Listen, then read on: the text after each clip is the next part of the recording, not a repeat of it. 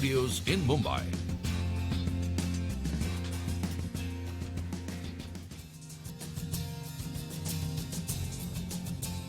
Good morning. You're with us here on a fresh new edition of Bazaar Morning Call. This is a Wednesday morning. We are coming to you live from the CNBC-TV18 News studios. I'm Prashant, with me, my colleague Sonia and Nigel. Guys, hi, morning. Hi, good morning, Prashant. Morning, Nigel. Looks like it's going to be a quiet day. I mean, at least that's what the start is indicating, right? So we'll take it from there. But a lot of big cues to track today. Overnight, though, no cues at all, right? Absolutely flat kind of markets. And that is not exactly a bad thing because you need a little bit of calm, not an up and up market or a down and down market. We've been more recently in a uptrend. So this was consolidation. So the S&P 500 closed absolutely flat. The Nasdaq was even flatter, if it can be. The 2-year yield on the US Treasury ended again flat.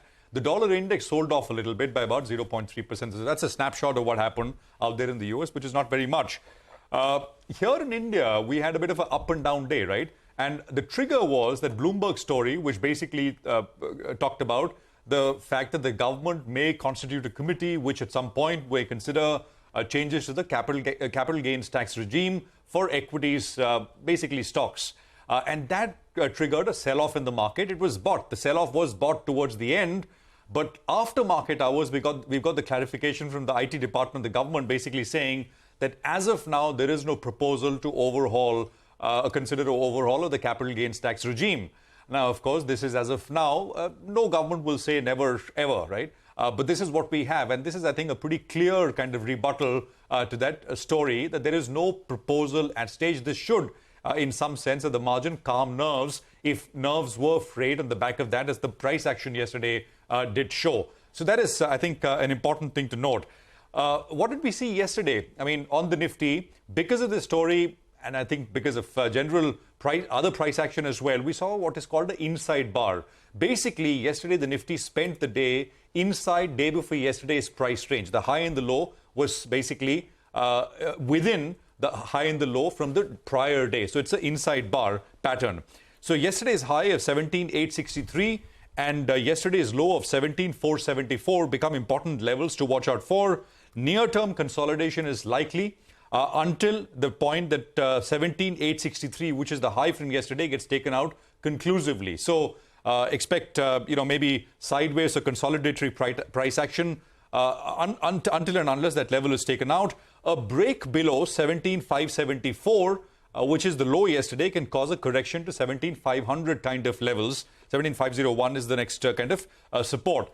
Bank Nifty did not have a negative daily close. It had a positive daily close yesterday, and that is good news. So one kind of goes with the assumption that the uptrend of the Bank Nifty is intact. As we've been saying, the Bank Nifty is already taken out the golden 61.8% retracement of the entire fall, and the upside level for the Bank Nifty is the 78.6 retracement of the fall. That stands at 42,966, and supports, near-term supports for the Bank Nifty kick in around the 42,036 odd levels. So as the SGX is indicating, it perhaps will be a flat start and we'll pick up from there. No real big global cues to influence price action up or down in any meaningful way, at least as we start the day.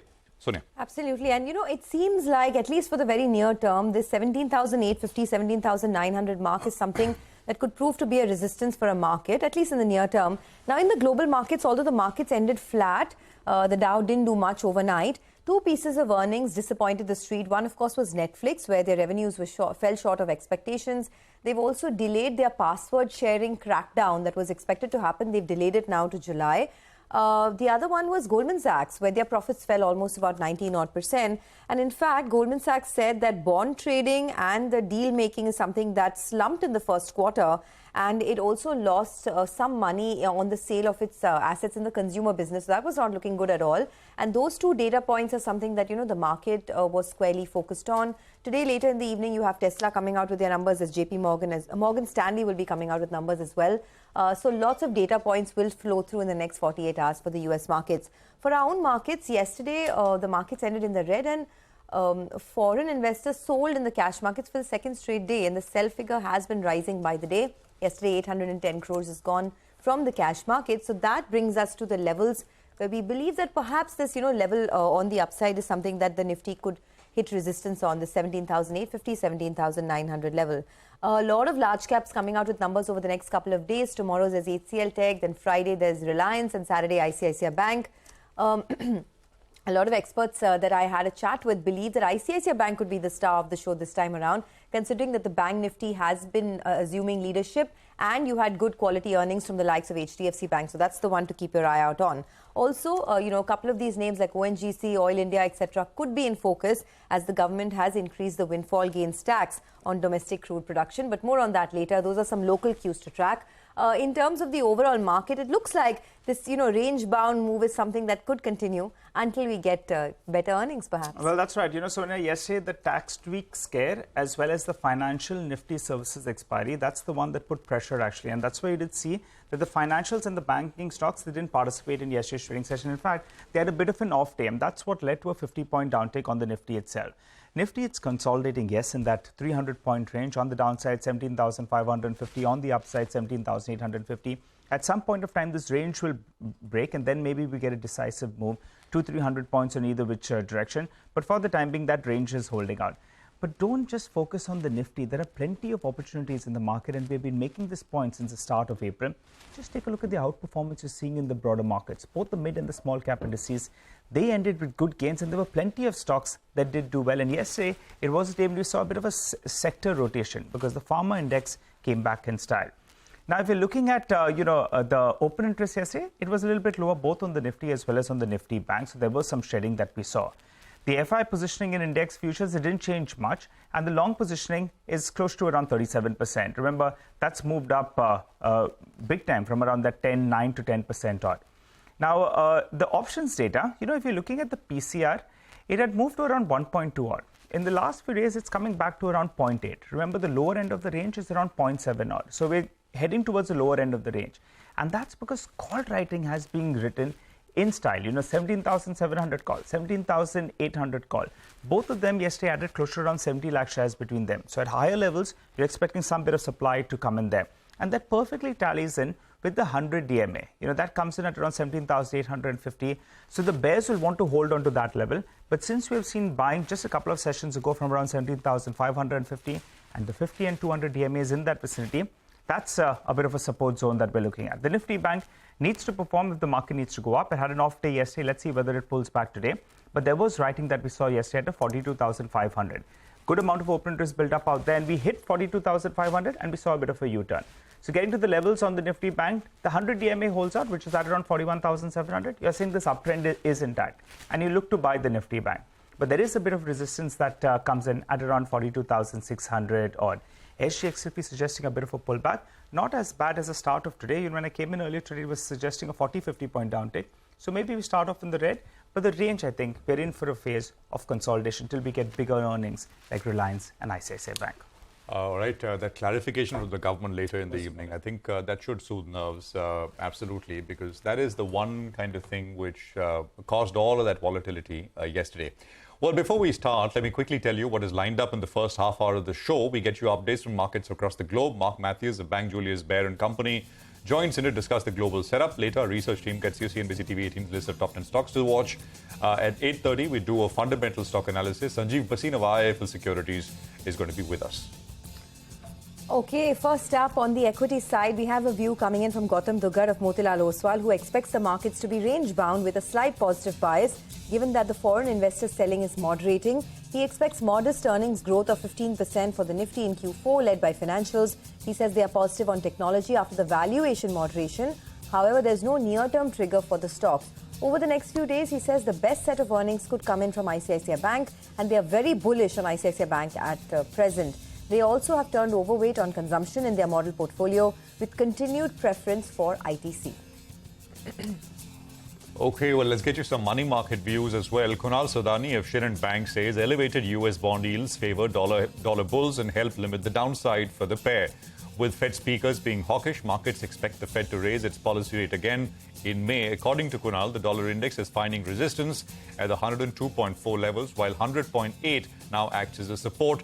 And for the rupee, 81.85 to a dollar acts as a support, while 82.3 to a dollar is a resistance. All right, on the bonds, Neeraj Gambhir of Axis Bank says the 10-year benchmark bond traded in a narrow range of 7.19 to 7.24%. The CPI data was in line with market expectations. Global data was slightly weak, but the US yields jumped higher on strong results by banks, thus allaying fears of the banking sector stability. He expects the bond market to be range-bound as the coming week is light on data. Neeraj expects the 10-year benchmark yield to trade in a range of 7.18 to 7.25%. Well, there are a lot of stock-specific action that we're tracking for you, and we'll get to that in just a bit in our special Top 10 segment. We're looking at Titan, Reliance Industries, Pilgrim Pharma, Zydus Life, eClerx Services, Bank of India, and Som Distilleries. They are stocks that will be reacting to positive news flow. On the flip side, you have ONGC, ICICI Lombard, and Tata Coffee that will be reacting to negative news flow overnight. Okay, Mark Matthews is with us of Bank Julius Baer and Company. Mark, good to have you with us here. Thank you very much for your time. Mark, how's the global setup looking? I mean, directionally, are we in the phase? Because we've been broadly in two phases. One, the market quickly pricing out rate hikes and pricing in rate cuts, and then quickly pricing back rate hikes in and pricing out rate cuts. So it's either of the two. And, they last for a few weeks and we flip to the other. So which one is it now, according to you?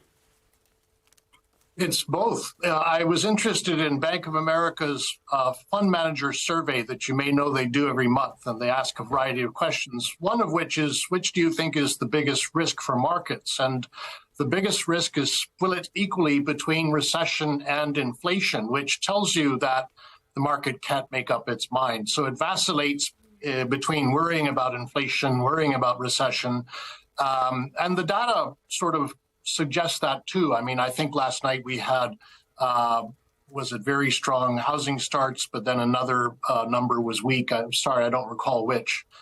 So the fact is the S&P is up over 8% since the beginning of the year. So it is climbing a wall of worry because it did fall so much last year. I don't think it's too expensive.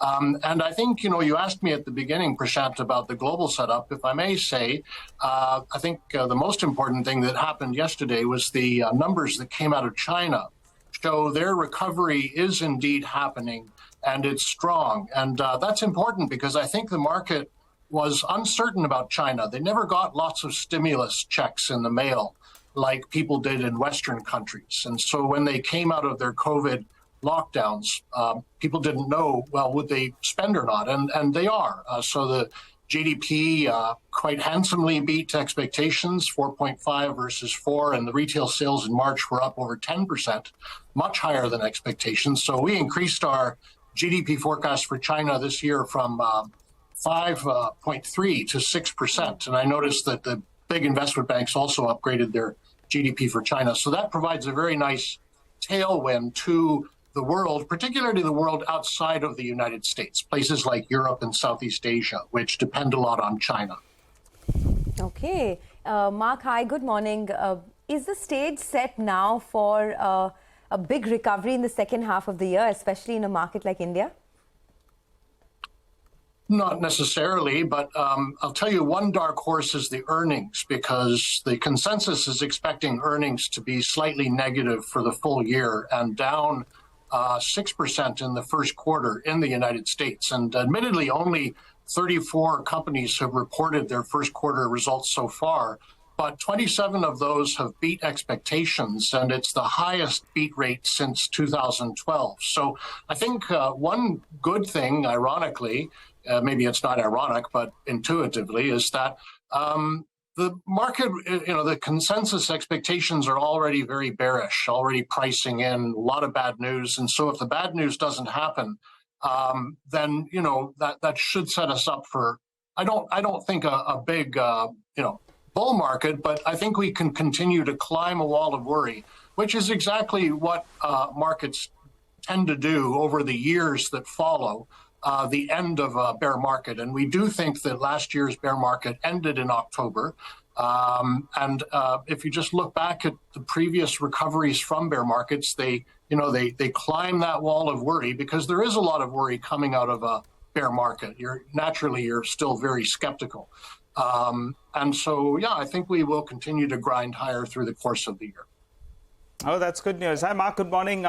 But what's the preference now? You'd mentioned as well that, as we know, a weaker dollar is good for emerging markets, and India as well stands to benefit out there. So from the emerging market basket, what's the pecking order? And also, if you could tell us, do you have a look at some of these IT earnings here in India? You've been a bull on the banking names in India, but any view on the IT names as well? Sorry, Nigel, I haven't had a chance. I was actually on holiday last week, truth be told. So oh, that's good news. You missed, we had quite a few disappointing IT numbers here in India, so I wanted a view on that. But let's take the first part then, the pecking order from emerging markets. Yeah, I think this year China is a good market. There's a wall of skepticism toward it. The data that came out yesterday show the recovery is for real. And by the way, it just started. They only opened 3 months ago. The first month they reopened, everybody practically got sick in the country. They all got COVID. And so they weren't out doing anything, during January. And so really it's only 2 months, I think you could call it a real reopening. There's a lot more to go. So China is an inexpensive market. I believe it'll be a good market this year, probably will continue to outperform India this year. So that's just up until the end of this year. But longer term, India is our structural bet in the emerging markets. And all the usual reasons that I won't bore you with in detail, but, the demographics, the structural reforms, the move up the value-added ladder, all of those good things. And actually having not really done anything for 18 months, the valuation in India isn't expensive either. It's come down to its average versus emerging markets. There was an excellent op-ed by Akash Prakash, who runs Amansa Capital, a large fund out of Singapore, explaining some of these points. And he conducted his own kind of, not survey, but amongst what he calls thought leaders in the investment world.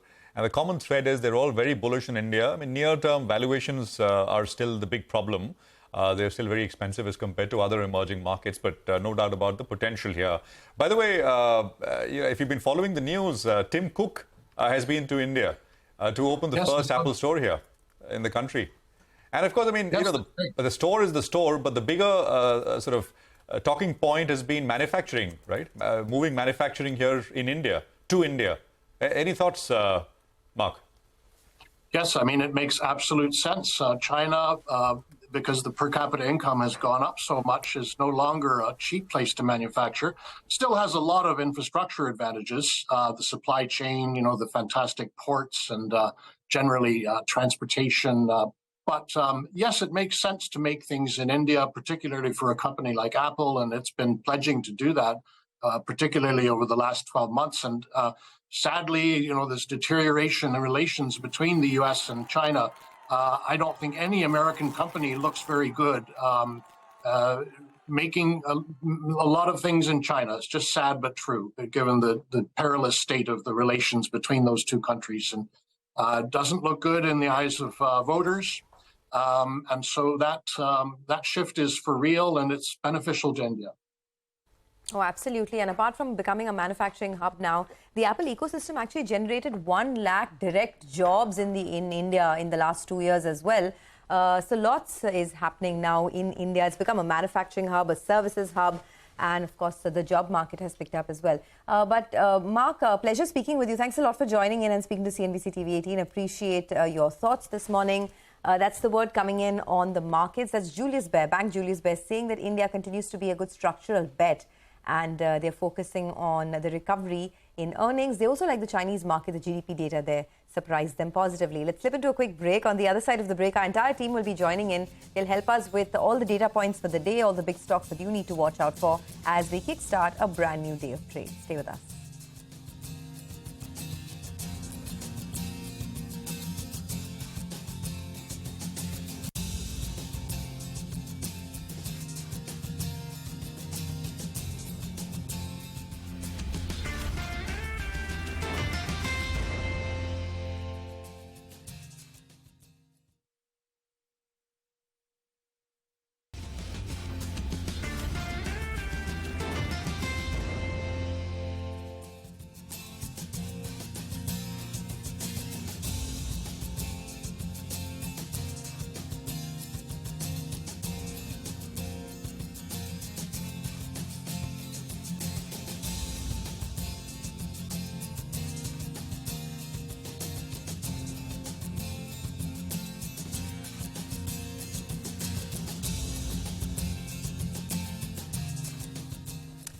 Well, as promised, we have a lot of stocks to watch out for today. So let's get straight to it. Our research team is joining in. The SGX Nifty is not doing much. It's indicating that we may have a quiet start.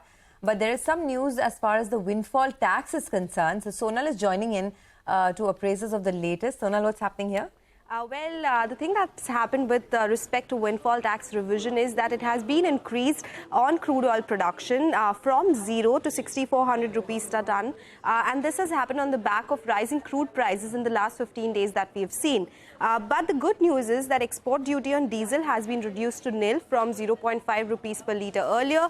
And the export duty on petrol and ATF continues to be nil. Now, important to note, while increase in windfall taxes is negative for oil producers, the likes of ONGC and Oil India, still they are able to make post-tax realizations of around $70 to $74 per barrel, which of course is a positive and higher than historical levels. Additionally, reduction in diesel export duty is positive for the likes of Reliance Industries because they have higher diesel exports. So expect Reliance Industries to be in the green. For today, ONGC and Oil India could see some red, but overall, it's not such a big negative for these two stocks as well. Got that. Thanks a lot for that, Sonal. Well, we had a couple of earnings that came in post-market hours. ICICI Lombard as well as Tata Coffee. Surbhi joins us with a quick analysis on that. Surbhi? Thanks so much for that. So mixed cues from ICICI Lombard. The GDPI missed estimates, but the PAT beat estimates, which was due to higher investment income. The GDPI, which is the gross direct premium income, was up 7% at close to 4,980 crores, as against the CNBC-TV18 poll of 5,200 odd crores. The net earned premium, that was up 12% on a year-on-year basis. The combined ratio continues to be elevated at 104%, which was pretty much in line with estimates and also what the management has been guiding for a while. The company continues to guide a combined ratio of 102% by FY25, which is a slight positive for the company. The claims ratio came in higher than estimates. That was driven by higher claims ratio in the motor third-party portfolio. The management continues to remain cautious in the motor business given the competitive intensity. That, combined with the regulatory environment of bringing down the stake sale by the promoter, ICICI Bank, continues to be an overhang for the stock. Next on my radar is Tata Coffee. Again, mixed cues from there as well. The revenue was up 10% on a year-on-year basis. This was due to higher realization in the 8 o'clock and the instant coffee. The gross margins and the EBITDA margins were impacted due to higher input costs and also lower volumes. The company saw a gross margin contraction of 500 basis points. The EBITDA was lower by 5% and the margins contracted by 2%, came in at 15%. PAT was, however, higher by 9% and that was largely due to lower tax expenses. Okay, well, Surbhi, thanks very much for that. Titan is the next one in focus. Mangalam is standing by to tell us why. Mangalam, hi. Hi. So, as far as Titan is concerned, there's an interesting note that has come in from Kotak Securities this morning, and they say that their industry interactions have suggested that Titan has reduced franchisee commissions from the first quarter of this fiscal, which is the quarter that we're currently in. So for stores which are owned by the company but operated by franchisees, they've actually reduced the commission by 50 to 60 basis points from about 5% levels. And for stores which are owned and operated by franchisees, which are L3 stores, they will reduce the commissions from 10 to 11% levels by about 100 basis points over the next 2 years. What this does is improves their operating margins by about 50 basis points over the next 2 years, and a large part of that would be front-ended itself. Now, they do not expect this to impact their relationship with franchisees or the motivation to attract new franchisees. But remember, this is a rare and unprecedented event, a positive one for their cost-cutting itself. Importantly, we have written to Titan to await confirmation from them. But what I understand from my sources is that this is something that the companies usually do, primarily to make it equal for all the other franchisees during times of disproportionate moves in the sales that every franchise does. So it will not impact the motivation of all the franchisees. Net, this should be a positive for Titan. Okay, thanks a lot for that. So positive for Titan. But let's go across to Ekta. She's tracking a couple of stocks. There's Piramal Pharma, there's Zydus Life. So lots happening here. Ekta, over to you. Thanks for that. Well, I'll start with Zydus Life because they've received a final approval from the US FDA for estradiol transdermal system, which is basically the generic version of Menostar transdermal system. What it does is that basically it's a patch that you can put on your body, which is used to prevent post-menopausal osteoporosis. The drug is going to be manufactured at the company's Moriah facility. Market size is $1.9 million. Market size is not that much, but it's a complex drug because it's a patch that you put on your body and not just a pill that you swallow. So it is expected to be much more complex in terms of manufacturing, and hence it could be a positive for Zydus Life simply because it's a complex drug which has received approval from the US FDA. Piramal Pharma, the US FDA has concluded the inspection of the company's Sellersville manufacturing facility. They've received an establishment inspection report indicating that the facility is compliant. Hence, we can expect the stock to be in the green. Okay, all right. Thanks a lot for that, Ekta. Well, Rima joins us to fill us in with some more stocks that are on the news. Rima, morning. Hi, good morning. So the first one on my radar is eClerx, where the company has announced a new CEO, Mr. Kapil Mehta, for their UK subsidiary. This is not the overall CEO. He's going to be the CEO of the UK subsidiary, the UK arm of eClerx, and he's been hired from Infosys, where he was the executive vice president heading the BPM business, and he's been with Infosys for the last 2 decades. So it's another exit coming in from Infosys, but a good hire for eClerx. The other one is Bank of India. They held a board meeting yesterday where the board has approved that they will be raising funds to the tune of 6,500 crore rupees, which is split via 4,500 of fresh equity or tier 1 bonds, AT1, and plus another 2,000 crore via tier 2 bonds. But I guess this is a part of their general business requirements. And the third one on my radar is Som Distilleries, where there is some capacity expansion for beer. So keep your eye on Som Distilleries as well. Back to you. Okay, everyone likes enhanced capacity expansion for beer, right? Specifically. Thanks a lot for that, Rima. But here's a quick recap of our top stocks with positive news flow. Our names like Titan, Reliance Industries, Piramal Pharma, Zydus Life, eClerx Services, and Bank of India and Som Distilleries. While stocks with negative news flow, there's ONGC, ICICI Lombard, and Tata Coffee. But let's get a quick handle on what's happening in the world of commodities. Manisha Gupta is joining in for all the action there. Manisha, hi, good morning. Morning, Sonia. Thank you for that. I'll start with the crude oil prices, where we are looking at some profit-taking, but it's still holding above $80 a barrel. So the Chinese economy growth in first quarter clearly seems to be supportive. So does the fact that the Chinese refineries processed record-high crude in the month of March. Markets also are watching out as OPEC and allies start reducing output from the month of May. And the U.S. crude inventories also have shown a decline on a week-on-week basis. All of these factors are supportive. But much higher support is what we've seen in sense of metal prices. The decline in U.S. dollars, strong Chinese data has been supportive. So we are looking at platinum, palladium gaining up. Aluminum is trading at a 6-week highs. Nickel, copper, zinc, all of these metals gained anywhere between 1 to 3% overnight. And the Asian markets have started on a positive note yet again. Okay, thanks, Manisha, for that. Let's slip into a quick break. There are plenty of stocks actually to talk about. So we'll do one thing. We'll get Sanjeev Bhasin, Director at IIFL Securities. He'll be joining in for some fundamental stock analysis. We will also connect with Subhadeep Mitra, who's the Executive Director at Nuvama Institutional Equities, as a draft national electricity plan expects to add 40 gigawatts of renewable energy annually. Stay tuned for more on that.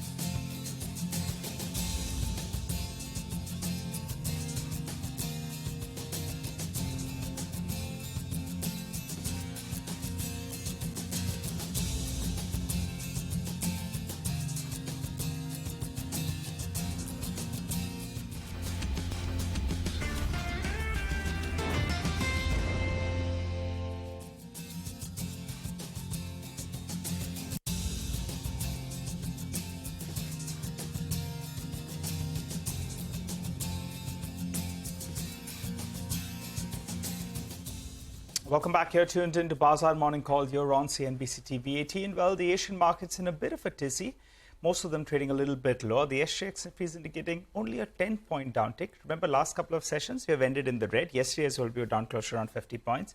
So interesting to see how this one goes. And from the Nifty, from the Indian markets, we'll be tracking the banking stocks, which had a bit of an off day, which is a rarity in the last few sessions. Well, let's move on to focus on the power space. Now, the draft national electricity plan by the government expects annual addition of close to around 40 gigawatts of renewable energy. Now, India could also see its PLFs, that is, the plant loading factors rising to around 75% by FY28 to FY30. So how could this play out for the power players? Well, we have with us Subhadeep Mitra, the Executive Director at Nuvama, who joins us. Hi, Subhadeep. Thanks so much for joining in. Well, how do you see this play out? Give us your quick takeaways. Thanks. Good morning, and thank you for having me on the show. So I think the premise for having this report was largely to look at the scenario that the draft national electricity policy talks about, where we look at potentially adding anywhere between 40 to 50 gigawatts of renewable energy annually. If we look at that scenario where we're adding such a large quantum of capacities, and this compares with maybe only about 12 to 15 gigawatts of capacity that we have done so far on an annual basis in renewable energy, you would probably see thermal PLFs still remaining somewhere in the 60-65% range going ahead. Now, having said that, we also have to bear in mind that for such a quick ramp up of 3 to 4x of what we have done in the past, to do that in future, you naturally need the entire value chain to step up, which includes the domestic manufacturing and other things. So we look at a scenario that, okay, what if we end up adding maybe only 15 gigawatts of renewable energy, possibly over the next 2 to 3 years? How does that change the scenario?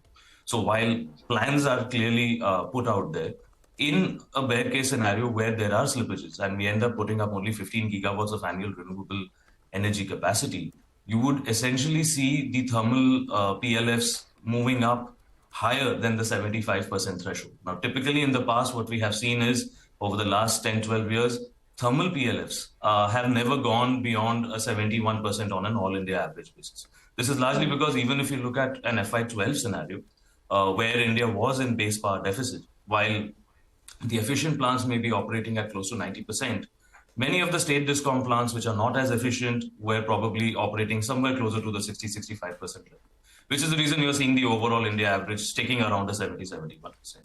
So our take is that, adding a 40-50 gigawatt of annual renewable energy is not a choice, but a necessity. Because without that, we are at the risk of hitting base deficits, possibly by anywhere between FY28 to FY30. Okay. And the implication... Subhadeep, we got it. So let's talk about individual stocks, because I think that's where the real interest lies.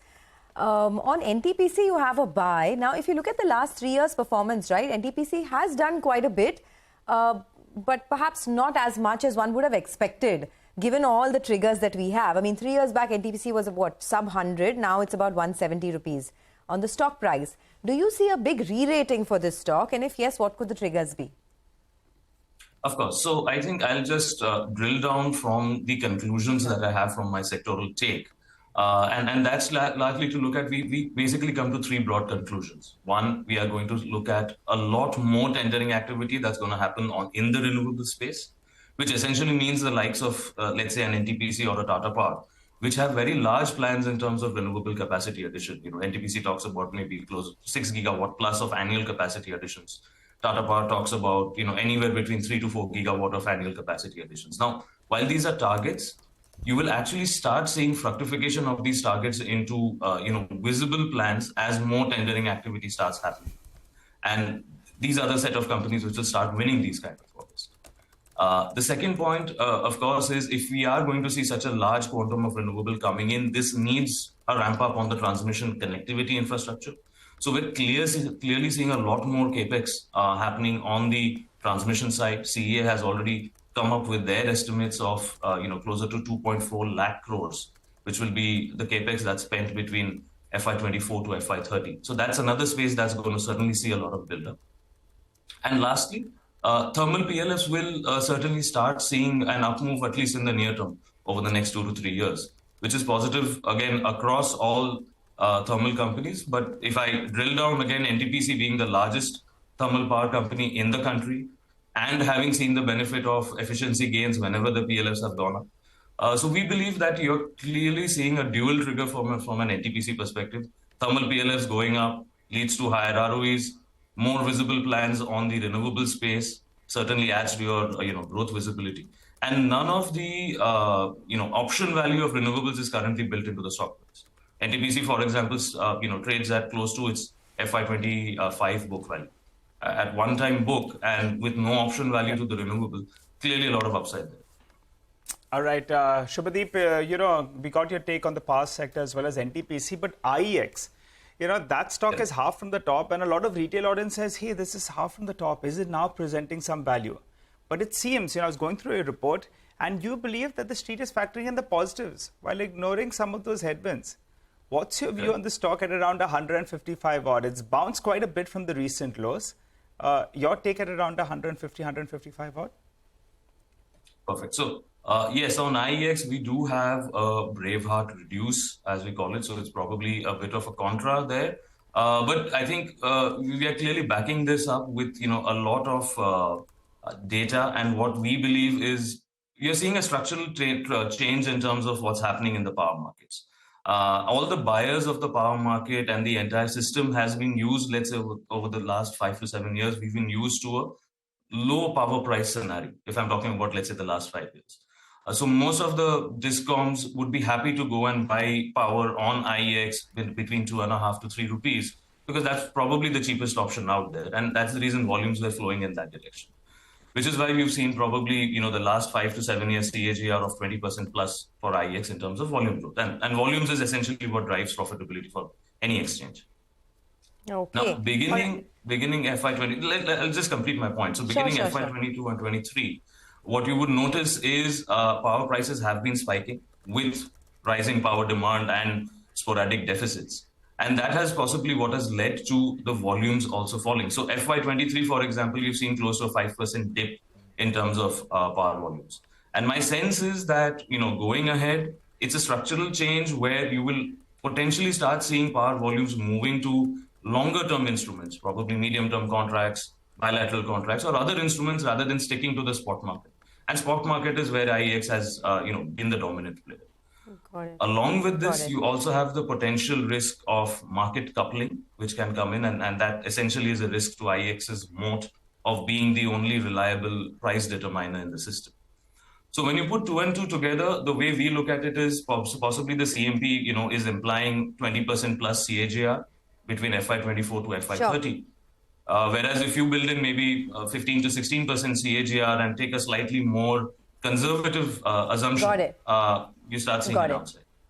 Okay, fair enough. Thanks a lot for that. In fact, it's seen enough of a downside, right? I mean, it's already down about 35% in the last 12 months alone. But appreciate your thoughts. Thanks a lot for joining in and speaking to CNBC-TV18. We have about 20 minutes before the pre-opening rates kick in.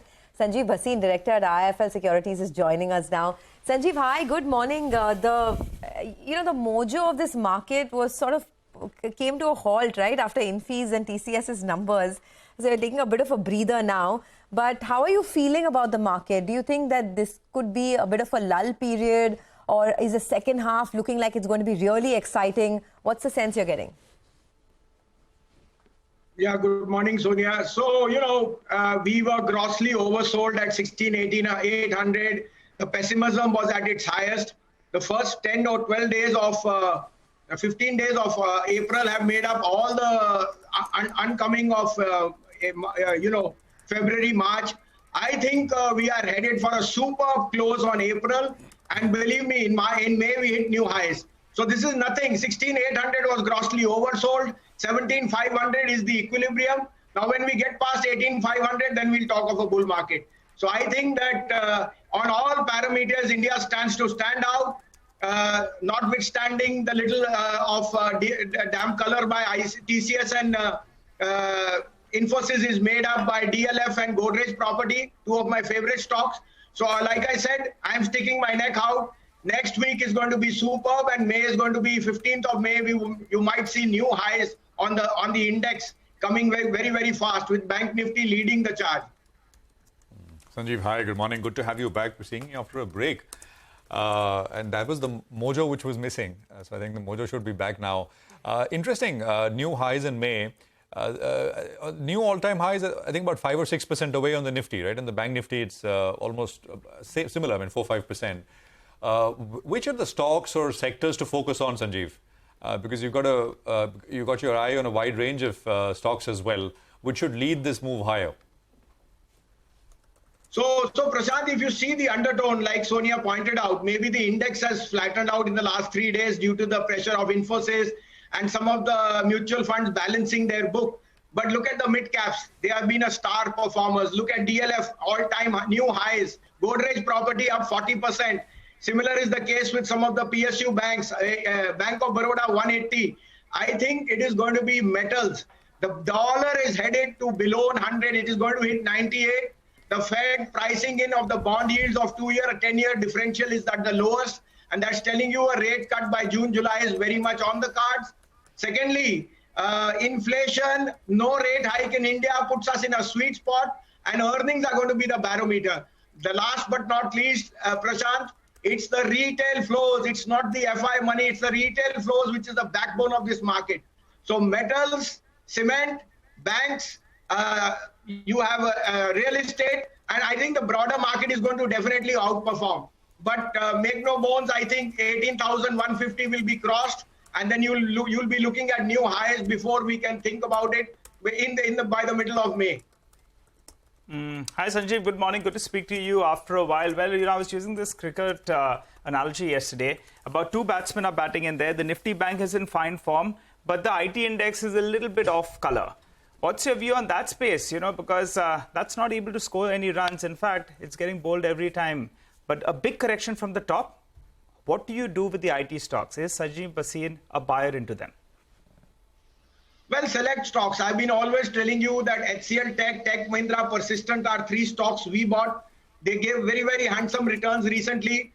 We are now overweight on metals. We are looking at stocks like Grasim, Hindalco, Tata Steel, Larsen and Toubro. I mean, where visibility is far more greater. And these are all sectors and stocks where I think you should be looking for very, very strong gains. Like I told you, the smart money will shift from the IT to these cyclical sectors. Plus, Nigel, I think the weakness in the rupee was overdone. If the rupee is now not a tailwind but a headwind, then IT may remain status quo for some time. So I would not get into buying Infosys right now. But HCL Tech, Tech Mahindra and Persistent can be 3 stocks you can do a sip in. HCL Tech, Tech Mahindra and Infosys, you said. Persistent, you said, right? But HCL Tech, do you want to wait and watch? I mean, the numbers are tomorrow. So before giving your recommendation, do you want to see the numbers and the management commentary? No, Sonia, you'll be surprised. HCL Tech may come out with the strongest numbers. And if I am correct, there could be a corporate event. So I think HCL Tech would fit the bill as being an outperformer in the IT sector rather than an underperformer. It has anyway been an outperformer from those level of 920 when it hit 1120. I am looking at HCL Tech being one of the top performers in the large cap stocks. Okay. What about autos? Now, suddenly autos are coming back. CLSA put out an interesting note yesterday where they said not only are prices looking attractive, but demand is also resilient. Are you buying any of the stocks now? Well, if you forgot last when we met, Bosch and Tata Motor were 2 of my top picks, along with DLF and Godrej Property. I think Tata Motor is going to surprise on the upside. Bosch is anyway hitting new highs. I will not even sell that stock at 24,000.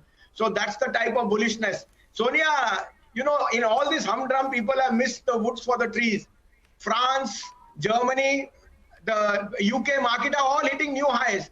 And major of the business of Bosch and Tata Motor is stemming from there. If you can take a little bit of risk, Motherson gives you a very good opportunity as an OEM because Europe is rebounding. I think autos are just starting off. And even though in India we've had some plateauing, I think Maruti can take the cake on the price on the passenger vehicle and Tata Motor. These 2 would be my top performers from here. Sanjeev, any tadakedar mid-cap, small-cap picks that you have your eyes on? You always have 1 or 2 for us, for our viewers, that you think should poise very well. So, Prashant, in October, I gave you Anupam Rasayan at 740. And despite markets going nowhere, Anupam has hit new highs, up 45%. My top pick again would be a stock which I think can be an outperformer, but SW Solar. You just spoke to the previous gentleman on renewables and solar PVs. SW Solar is owned 40% by Reliance Energy. It has got a 18 crore equity. It had an order book of 800 crore last year. This year they're doing 4,000 crore. They are an EPC provider with nil debt, 12% of margins, and they are saying their book can double in the next 2 years, which means you're talking of 10-12,000 crore as an order book. Plus, we know that EPC, they are the third largest in the world. And with the ascent on PV and solar, I think they are a no-brainer. They got a very big order from NTPC. They are anticipating 2 big orders in the end of April. I think at 300 rupees, this stock can double, and it will double by Diwali. So if you want, I can stick my neck out. In large caps, I am very, very bullish on Grasim, the largest player in viscose staple fiber, viscose filament yarn, which is doing extremely well. Their chemical textile business, and the holding company of Ultratech and AB Capital. Along with that, I think Tata Steel, Hindalco, JSW all fit the bill. So I would be overweight metals, and I think they can surprise you on the upside. All right, Sanjeev, it's a pleasure. Thank you very much for sharing those names with us. Sterling and Winston, SW Solar, as Sanjeev pointed out, is that name. And of course, good call with Anupam earlier. Thanks indeed for joining us, Sanjeev, and we will speak with you soon again. Thanks indeed. We'll take a very quick break here. We'll come back. Mitesh and Sudarshan will be with us with some technical trading ideas. So stay tuned. More calls, more trades coming up on the other side.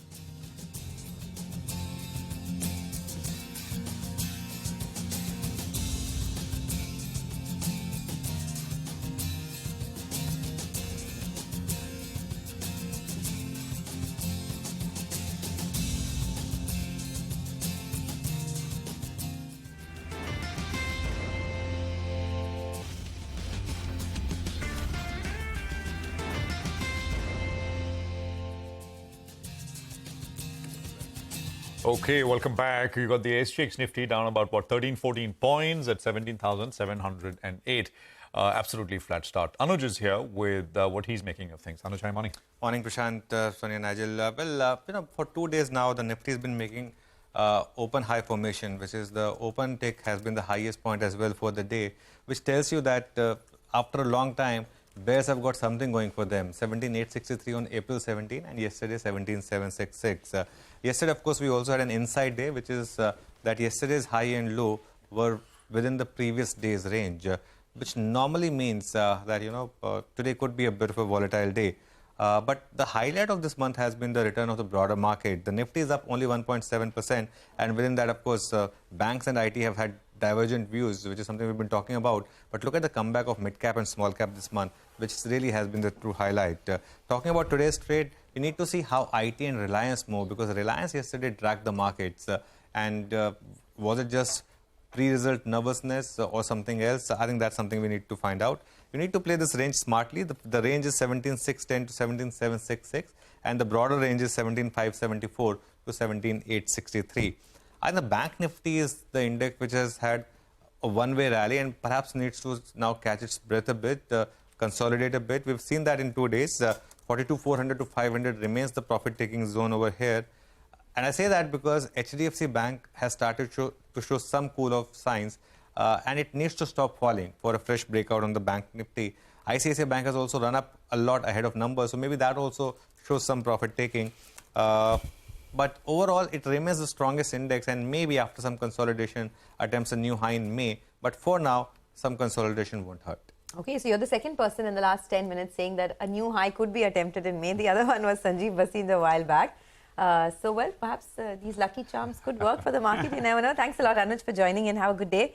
We have Mitesh Thakkar and Sudarshan Sukhani joining in as well to give us some cues for the market. Gentlemen, morning. Sudarshan, would you concur that there's perhaps a new high coming in May? Good morning. I don't know. In any case, May is so far away, I usually look at a short-term view. So the short-term view for the Nifty is that yesterday's price action tells us that we are now entering a trading range of some kind. That's normal. After a 1,000-point rally, the markets are expected to pause So we just did not know when they will pause, and now we have an idea. So 17,600 approximately and 17,750 on the upper end, this 150 point tight range is where we are watching. Now inside this range, Sonia, there is no trade. Markets become choppy inside a trading range. They become almost random. You can say anything. It's a toss of the coin, and that's not good odds. So traders can do whatever they like. Keep your volume very low while we are inside this range. If we break below 17,600 and find support at lower levels, say 17,550, 17,510, 570, wherever, that becomes a buying opportunity which you can buy and then carry forward for tomorrow. So the only trade is if we break support and then find stability below support, take a position and carry it tomorrow, take a buy position. Otherwise, stay away.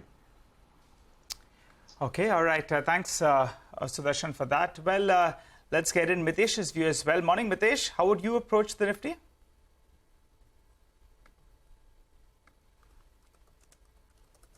Mitesh, I think you're on mute. We'd like to hear your view. Sorry for that. We've been, broadly positive on the markets, but calling for consolidation in the last 2-3 sessions. I think this still remains what I would call as a buy and dips market, because I do believe that eventually the Nifty will see higher levels, try and test levels of around 18,000, 18,150 then. And therefore, I think, any declines closer to the 200 average level, which is also a support pivot and a retracement of the price.